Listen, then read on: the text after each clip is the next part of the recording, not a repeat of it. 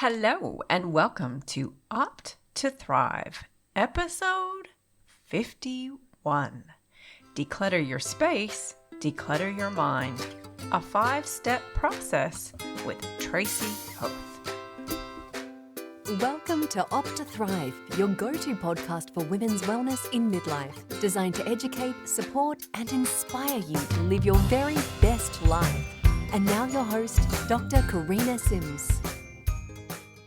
Today we have a very special guest, another very special guest that I'm really interested in having this conversation with. It's a little bit different than some of the other things I've had on the podcast, and I think that you're really going to enjoy it. So please welcome Tracy Hoth to the podcast. Tracy is the creator of the Organized Coach podcast. And she's here to talk to us all about the benefits of organizing and decluttering. Welcome, Tracy. Thank you, Karina. I'm so excited to be here. Anytime I get to talk about decluttering, especially in midlife, what does that look like? Yeah. So can you tell us, how does one get into doing this as a job? I always knew that I wanted to help people, but it started back when my youngest had a little best friend, when she was 3 or 4 years old, and she couldn't go into her house. Her mom wouldn't allow anybody in the house. And I thought to myself, that stinks because she can never play over at her house. And when my youngest started school, I thought I am going to help people get organized. And so I started out by helping her. And then I just started helping other people. And then I spoke on the topic of organizing and productivity. And then in 2018, I got certified with life coaching and learned all about the mindset side of it. And so now I combine mindset and then the practical steps of organizing to help people get organized, almost all online. I don't really do any in-person organizing anymore. Wow, that is so interesting. So, I have talked a bit about on the podcast a little bit along the way, the benefits, like the mental health benefits of decluttering and being organized. So, what kind of benefits have you seen with your clients and working with them? Well, one of the things I like to reference is a couple studies because women, especially, even when they think about clutter, their cortisol levels rise. And so I think about that part of it. And even if you don't think it bothers you, they did some studies where they manipulated the area and then they asked them. And even if they said that doesn't bother me, they tested their saliva. And I don't really know the science behind all that, but they could tell the difference in the results from that it is affecting people physically, even just thinking about it. And so that to me is in what I mostly see in people is that they're embarrassed, they're ashamed, they don't have people over. Their partner has a different clutter tolerance than they do, so it causes friction between people. I mean, all of those things. So if you think about if you prioritize decluttering, it's not only going to affect your health, it's going to affect your relationships. You're going to be happier in your home. It's going to open up opportunities for you. You can't even imagine what they are. And these skills will like overflow into other areas of your life. And I can give you an example of that later, but it's just so powerful how much of your life it affects. I think this conversation might go in a little different direction than I thought, because when you mentioned the partner, it's the bane of my existence is dealing with my messy husband.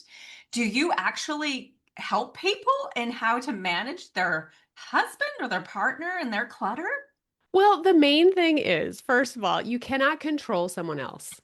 So you can have lots of conversations. You can set up lots of boundaries designated areas where you're going to keep them the way you want. And then that other person gets to have areas that he can keep how he wants, or she, because a lot of times it's the opposite way as well.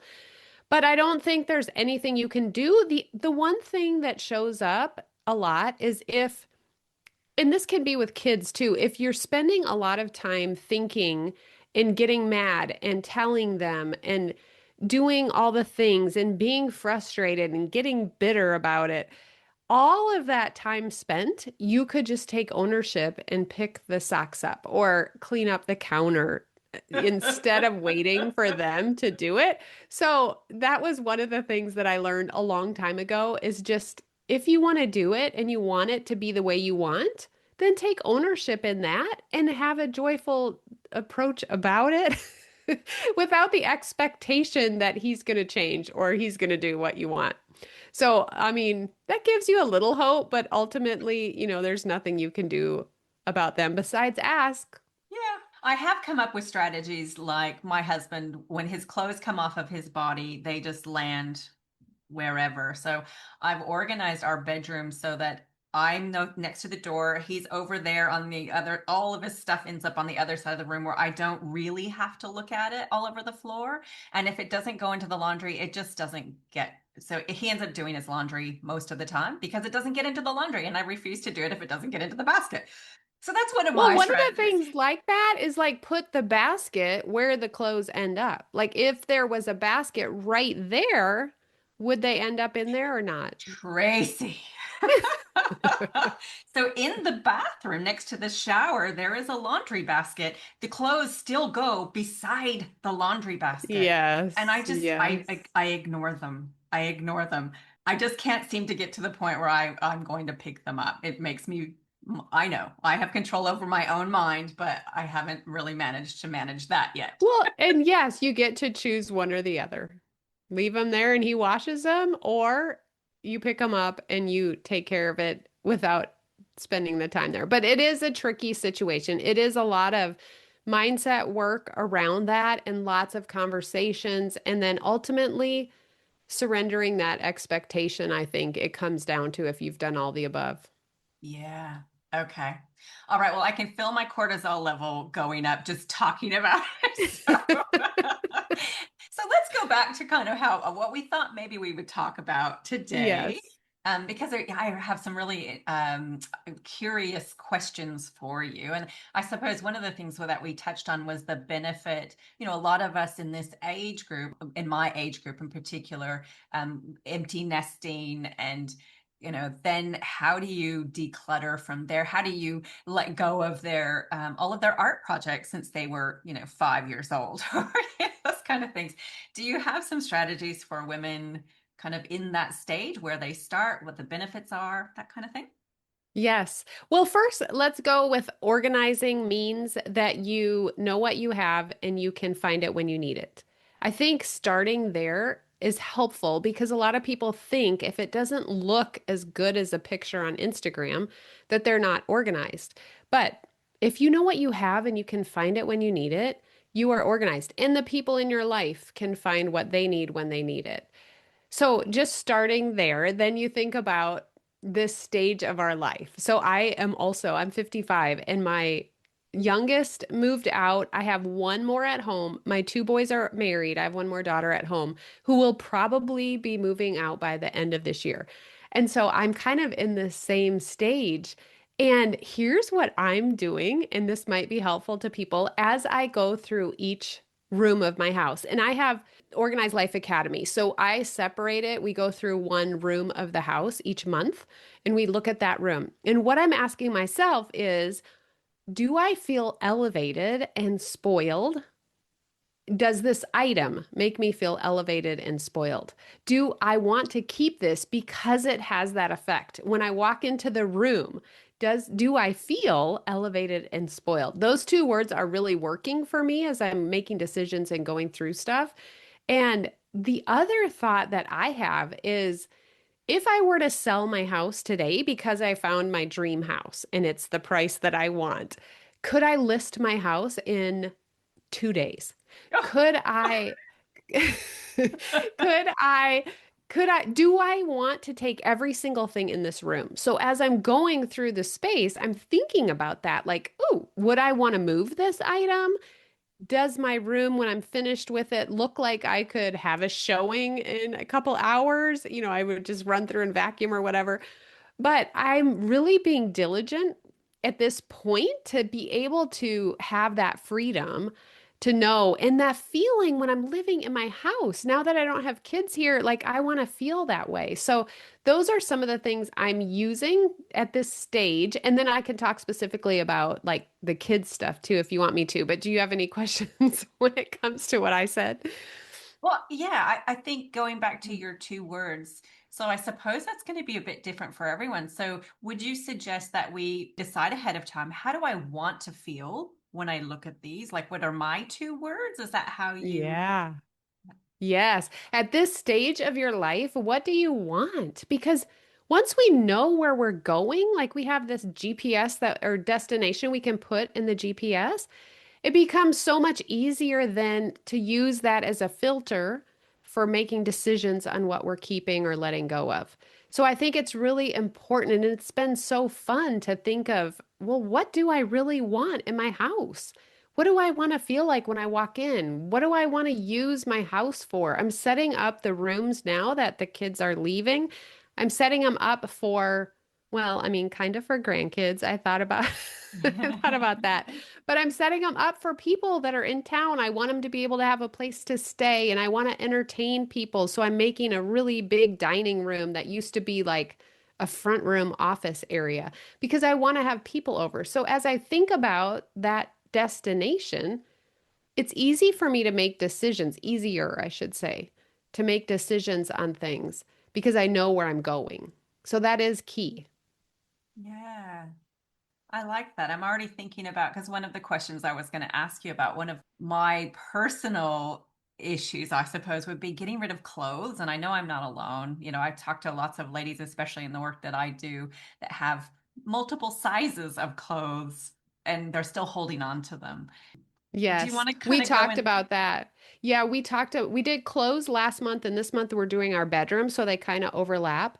But one of the things with multiple sizes, which is really you just take some more strategy is to keep if it's bothers you, like if you can't get rid of something because you're not sure what your size is going to be, then pack that size of clothes in a bin or somewhere that you know you're going to keep it. But don't keep it all in your closet because when you walk into your closet, you want to have the things that fit that you can wear that make getting ready in the morning easy, getting dressed easy.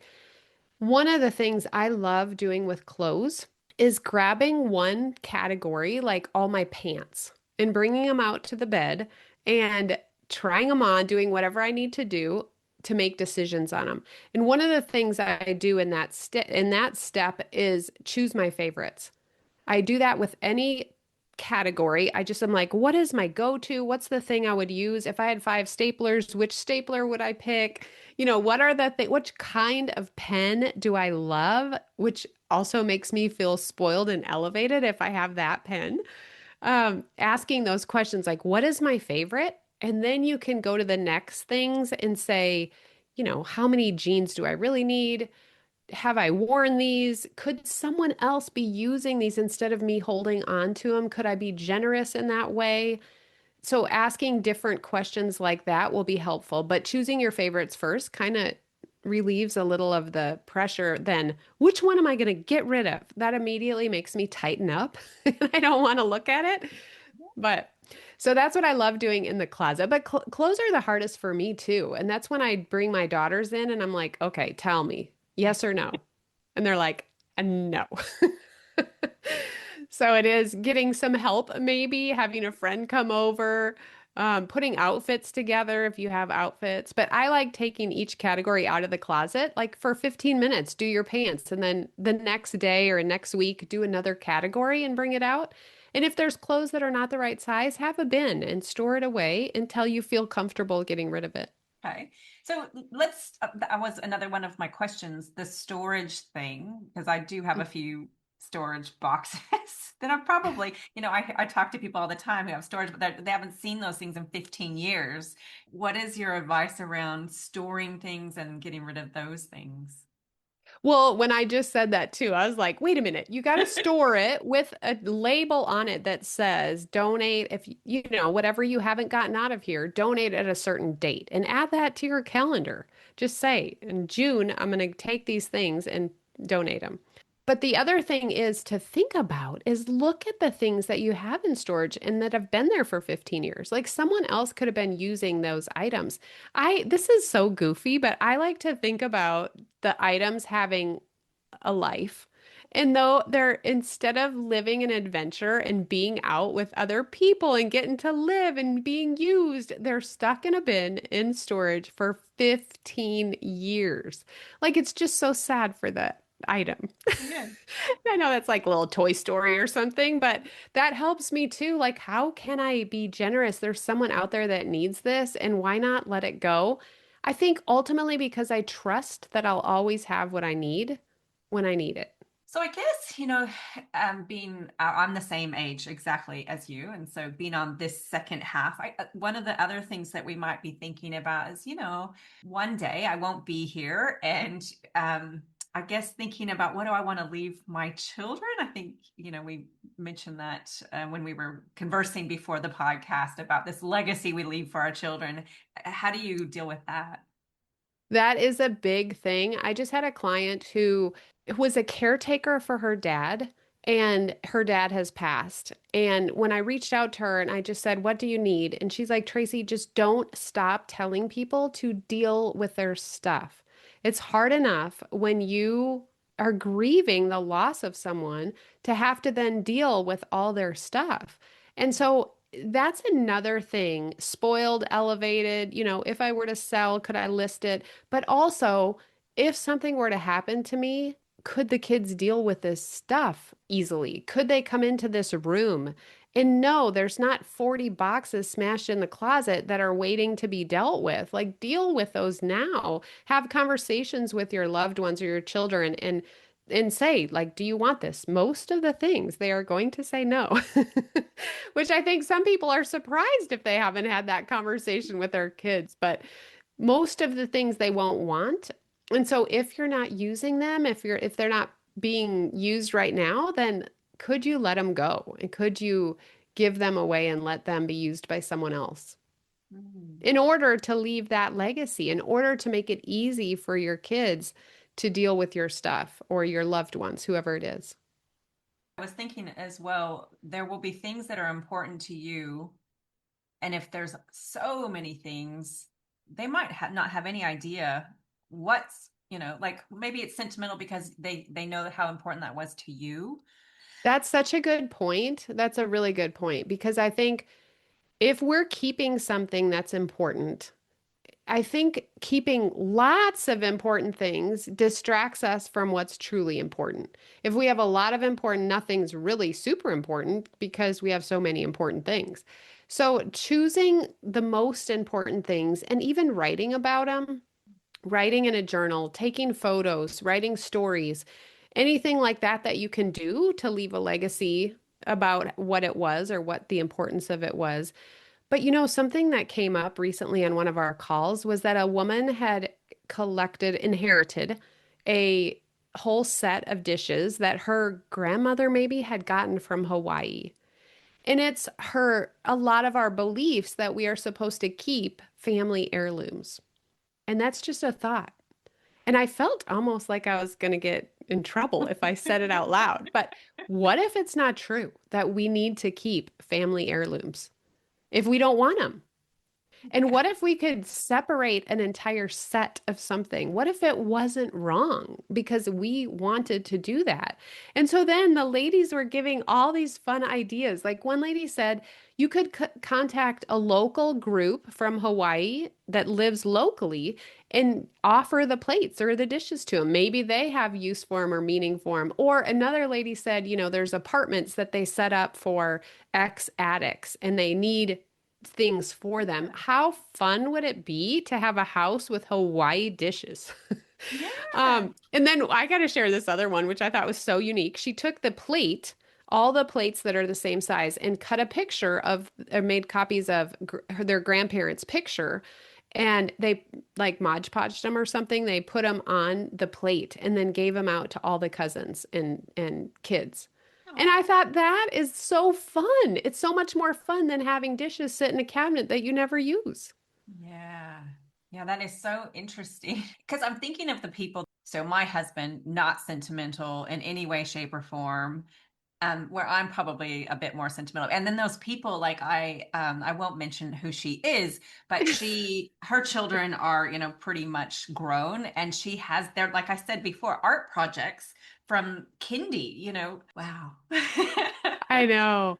What do you do? And that's another thing I've seen because I've been in so many people's homes is like the parents send them, or they would call it dumping on them, all the things that they kept that were so special. And they're like, I don't want to go through any of this stuff. Like, why did my mom keep all this stuff? And why is she now giving it to me and burdening me with all the stuff that she thought was so special? And so it's such a interesting thing that we all get to make decisions about what we want to do with things. I know someone that's taking all the artwork and putting it in this box, and then she sends it off and they make a digital photo book of the artwork, and then she gets rid of it. And so she has a small artwork book. And then I just saw this lady who has huge canvases, and she takes the kids' artwork and makes this huge collage like piece of art on a canvas and then covers it like with a coating or whatever, and then hangs the art. And I was thinking that would be so fun because I like to be a little creative. It'd be so fun to do that. And then in the room where the grandkids stay, I already have this, and I don't even have any grandkids yet. But I could have two big or one big piece of artwork that all. But again, when I die, who's going to want that? I Yeah. mean, unless it's just one person's artwork, I don't know who will want that. With my kids, I put they each have one bin from when they were young, and then when they left, whatever was left in their room, like since then, collectible or sentimental stuff in a bin. So they probably have about two bins. Maybe one of my child has three that they will get one day, or one day they come over, we can kind of go through it and whittle it down. And I see that as a really fun time to laugh and look at things. They each have a box of photos. And the other day, my daughter and her boyfriend and my son and his wife were over, and my other daughter. So we got those boxes out and we were all looking. They're just photos thrown in a box. But they each have their own. And it was so fun. They were having so much fun. It didn't have to be in an album. It didn't have to be super fancy. They just had fun getting those photos out and looking at them. So going back to the sentimental thing, and you've got these things that you've inherited. What is your best advice about, those people who are going to feel really bad because they feel like grandma loved this really ugly vase, like, and I'm supposed to keep it. Any advice for helping them kind of get their head around that? Yes, I think the biggest thing that helps with coaching is just to take the circumstance, which is grandma's vase, and then we have a thought about it that we're supposed to keep it, that it's really important. It means a lot to her, whatever the thoughts are. And then it's kind of like a bowl of spaghetti where we have these thoughts and we're just pulling things out and imagining and loosening them up, but imagining what else could be true. So, what else could be true? That someone might love that vase and enjoy it as much as grandma did. That, like I said earlier, it might be okay to let something go. But then also, it might make you feel safe or responsible if you called somebody and asked if they wanted it or if it was worth anything, or, if there was some historical value to it, that you could find a place that you could give it to that was meaningful for you, knowing that, it's not going to affect grandma at this point. You know what I mean? But it's meaningful to you to have been what you would think of as responsible to deal with it. Yeah, love that. So just really challenging the way that you're thinking about it and seeing if you can find a better thought. It feels better. Yes. Yes. Yeah. And that gives you the result that you want. Yeah. Because I think a lot of that we feel responsible for these items, but feeling responsible is making you create the action of keeping everything. And so Yeah. then the result is you have clutter all around you. And so if you don't want clutter around you, if you want to be able to let go of stuff in your action, then you're going to have to think differently about it. That's the way that you're going to be able to do it successfully, I think, because if you don't do it that way, it's going to be so painful and so hard for you to let go of each thing. So the more we practice thinking about it differently, the more our results are going to reflect the what we want in our life. And isn't it such freedom to recognize that we get to choose those thoughts? Yay! Yes. Yes, it's so, and sometimes it's so true. We've never had someone talk about an optional different thought until we get in community or we have a coach that can reflect a thought back to us. And like the example I was thinking at the very beginning is one of my clients was so stuck with decluttering because she thought that she had to decide on a home for something. So my steps are sort, purge, assign homes, contain, and energize. But the assign homes was getting her so stuck because she thought she's has perfectionist thinking that she needed it to be the perfect home. And I said, well, what about it's just the home for now? You just decide. And then if you want to move it later, you can, but just decide. And she was like, oh, I didn't know I could do that. So now her thought is, I think I'm going to consider this as a home. And maybe it will live there permanently, maybe it won't. I'm going to consider this. And it's changed everything for her. Now she's making decisions about where things should live. And what's so interesting, Karina, is that she notices that she's thinking that way in other things, like dating. She was like, "Oh, I notice. I'm thinking I can't really date someone unless I know it's the perfect person. He's going to have a permanent home here." And so she's like, "I could apply that same thought. Like, I'm going to consider that this person might have a permanent home." But we're just considering it and we're testing it. And it's like so fun to see it impact even on her calendar. She's like, I'm going to consider that this duty that I do or whatever task I do every week might have a home right here. And then she's able to put it on there. I'll bet you see that a fair bit in your line of work, how the organization and the decluttering impacts the whole entire rest of their life and their relationships. Yes. And I think it's because we do so much of the mindset work with it that then they are recognizing these different ways of thinking that are in the other areas of our life too. And in addition to the fact that their homes are less clutter and they're enjoying it more and all that, of course, but a lot of it's the ladies will be like, Tracy, it's the mindset. I never knew that. Me too. I'd never learned it before. I was never into self-help. I never knew any of this stuff until I got coach certified, and it's just so transformative. Agreed. Do you think that you've done a bit of this work with midlife ladies? Do you think we've kind of covered all the big ones, or have we left anything out? Well, I think the main thing people are going to be like, yeah, but I have so much stuff. You haven't seen my house. You don't know what it's like. I have too much stuff. So then where do we start? That's the one thing I'm like, ooh, people are going to be wanting to know that. I like to think of organizing as a project, like with a start time or start date and an end date, because otherwise it's just endless. And so that's why I break things down by month because we have a start date and an end date. We map out the project just with the same organizing steps that we would use to organize our digital space, our closet, our mind, our time. We organize the project of, let's say, our bedroom, and then we put it on our calendar, and then we work on that. Now, I created a 15-minute declutter challenge, and I mean, I've been organizing since 2008, so a long time, and I've never created what do you call it? A workflow like this for 15 minutes. I've never created something short like that. And it is just blown my mind how much of an impact it's had on people. They're like, Tracy, I never knew that I could do something in 15 minutes. I never knew that I would get that much done.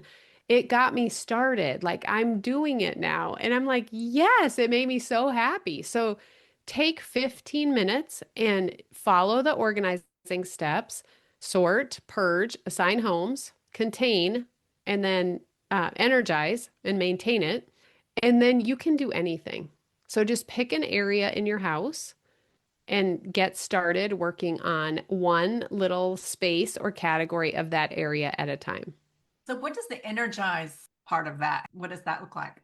Yeah, that energize is because space, we're making space for new things in our life. So the energize part is once you finish sorting and purging is kind of the decluttering. Assigning homes and containing is the organizing part. And then energize is like you need to over celebrate. You need to feel the energy, feel the open space of that accomplishment that you just did.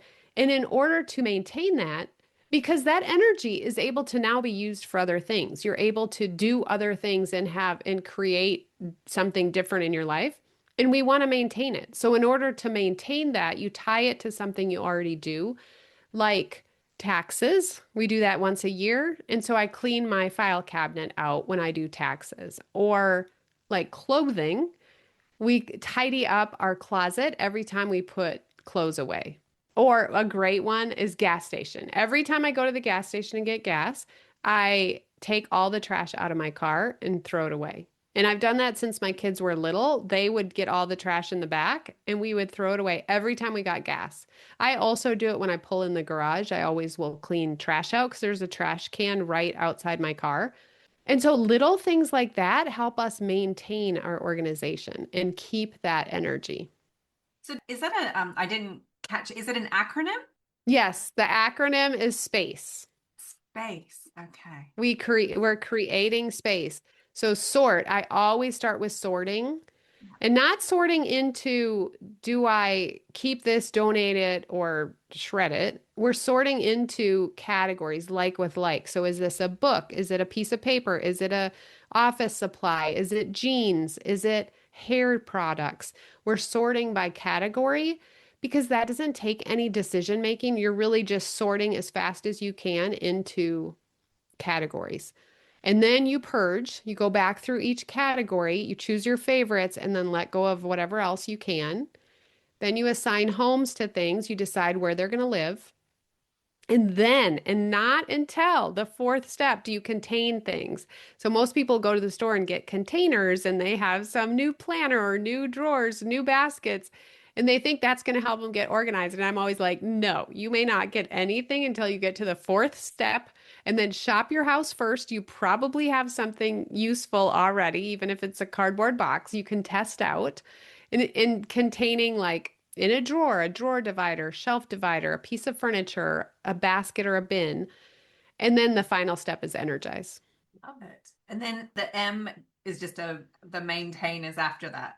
You maintain it. Yeah, I mean, I use that as part of my energize because we have to maintain the energy of keeping that space. Yes, Yeah. it's within energize. Okay. I love it. I love that framework. I love acronyms. I know, and it's easy to remember. And if someone wants to download the 15-minute declutter challenge, it has those written out, it has them explained, and it has a sheet they could print out and hang wherever they're organizing. So they'll always know the steps. Because Oh, I love once it. you know these steps, you can organize anything at any time, including, like I said, your time. I use these same steps to organize my calendar each week. Oh, wow. So where can they find the little cheat sheet? Yes, that's at simplysquaredaway.com/declutter. So that's the Fantastic. name of my company, simplysquaredaway.com/declutter. Okay, awesome. Is there anything else that you feel that we haven't touched on that would be helpful? I mean, I think we covered a lot. My thing is we are here where we're at. It's neutral. There's no drama. It's not bad. It's not shameful that you're where you're at, but you have a place you want to get to. And the only reason you're not there is because of a skill or a mindset gap. So you don't know the steps, you're not skilled, you haven't practiced them, or there's some mindset thought piece that's blocking you from getting to the result you want. So there's nothing wrong with you. You're not unable to get organized. There really is hope. And if you look at those two areas, you'll be able to get to the result and create the home and the life that you want. Love that. And as you were saying that, I was thinking, I would imagine that the process of being able to let go of things that no longer serve you would just be so therapeutic. And again, bleed out into the rest of your life to be able to let go of so many other things that aren't serving you. Yeah. Yes. And you can think of organizing and decluttering like a practice. It can even be a spiritual practice where you're really learning. And I related, I have a podcast episode about this, but I related it to like a 1,000-piece puzzle.